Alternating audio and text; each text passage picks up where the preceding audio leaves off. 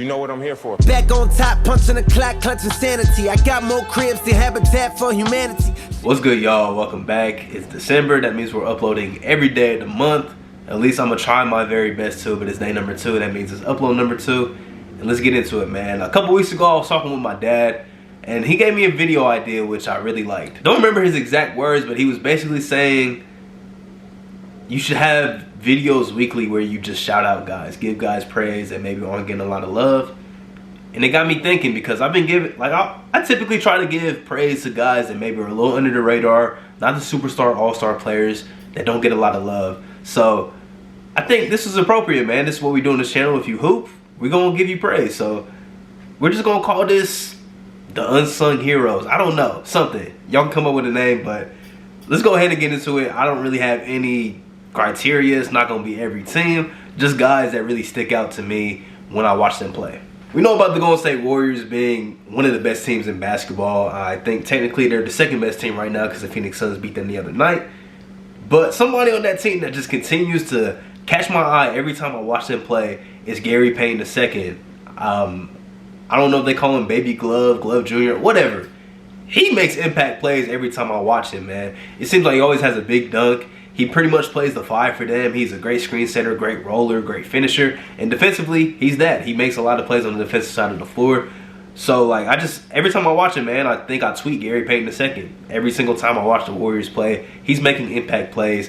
That just goes to show you how, we talked about Alec Burks in the video the other day, how he has found himself late in his career. Gary Payton II is kind of similar. I think he's like 30 years old. He's a little bit older. Like, he's not a young guy. I remember watching him in college at Oregon State, and now he's really found a role. He's bounced between the G League. I think he's been overseas, been with, you know, the Warriors. I think he's been with the Warriors, the Bucks. I think he's been in Portland. He's been everywhere, but now he's finding out what he is as an NBA player, and I love to see it, man. I love to see a guy at a later stage in his career figure out who he is.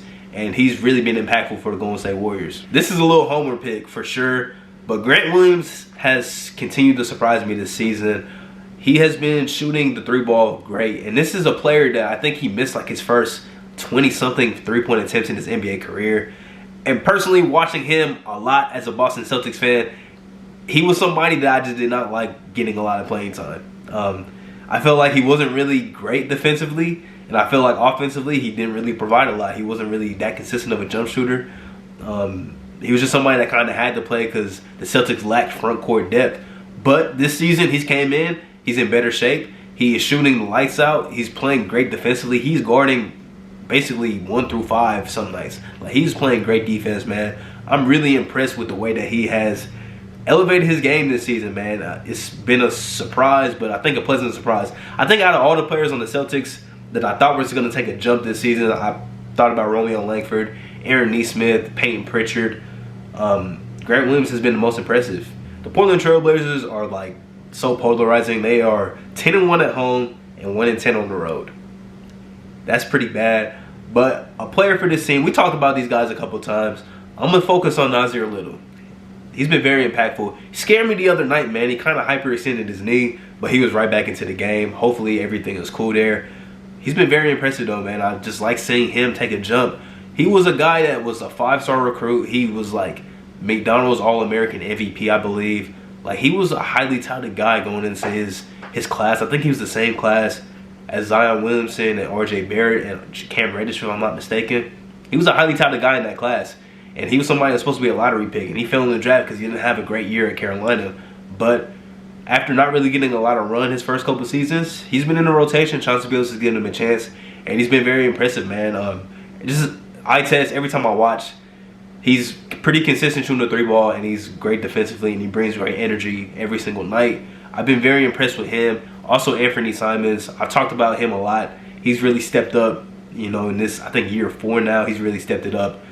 Just the Trailblazers having their young guys come into this season and take steps forward is very promising for this team. But they got to fix that road record, bro. Even if you make the playoffs, you're not going to beat anybody being 1-10 on the road. The Milwaukee Bucks, Grayson Allen has really been great. He's been really, really great this season, man. And I did not expect his NBA career to have this type of trajectory. I didn't think he was really if I'm gonna be honest, I was surprised when he was a first-round pick coming out of Duke. I was surprised when he was getting big-time minutes in Memphis. He was getting some pretty good minutes in Memphis on a team that was competing for the playoffs. And then I was surprised that the Bucks trusted him so much to not only trade for him, but now start him. And he's been really good for them. I mean, he's been one of their best players this season. I'm not sure what his stats look like right now, but last time I checked, he was just shooting the lights out from three, averaging like 15 points or something like that. He was playing really well, still playing really good. Very good find for the Bucks, because I think all they gave up was like Sam Morril and maybe a second-round pick. And I don't even know if Sam Morril even gets minutes in Memphis. So that was a heck of a trade, man. That was a heck of a trade. And he's been a bright spot for a team that is steadily improving this season. The Bucks are on an 8-game win streak. I did not know that until I just looked at the standings a second ago. Chicago Bulls have been proving people wrong so far this season. Really like what I've seen from this team. We can talk about Zoe. We can talk about Caruso as guys that maybe don't get a ton of shine, because we know DeMar is killing. We know Zach LaVine's always killing. Vucevic is an all-star caliber player, even though he hasn't been amazing this season.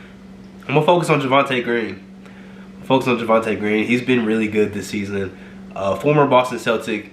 He's a high-energy player, but he just makes a lot of just plays that don't show up in the stat sheet, man.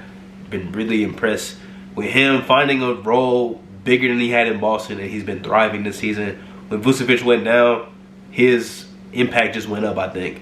When Vucevic was out with COVID, Green's impact just went up. I really love what I've seen from him this season, and really an unsung hero for the Chicago Bulls. This guy's kind of just fresh on my memory because he played so well last night, but his path to the NBA is just, he fits this criteria, man. Jae'Sean Tate. The Rockets are on a nice win streak. Didn't think I would say that at any point this season. I think they've won like 3 or 4 in a row. Like, they've been playing some decent basketball. Jae'Sean Tate just had a career night last night. He was an undrafted rookie last season. He was out of college for a few years. He played overseas, G League, all that, and he's found a nice spot in the league. His numbers look decent.